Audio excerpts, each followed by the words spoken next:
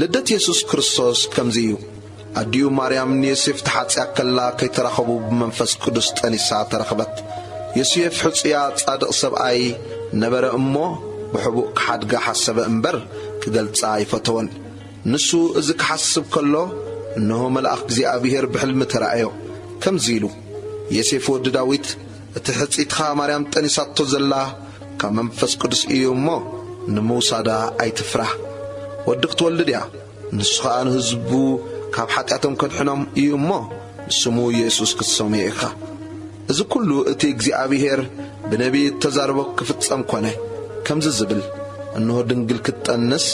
ወዱን ክትወልድ እያ ስሙ ኸኣ አማኑኤል ክብልዎ እዮም ትርጉሙ ኣምላኽ ምሳና እዩ ዮሴፍ ካብ ድቃሱ ተንስኡ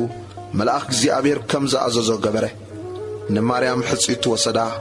ብኽሪ ወዳ ክሳዕ ትወልድ ከኣ ኣይፈለጣን ስሙ ድማ ኢየሱስ ሰመዮ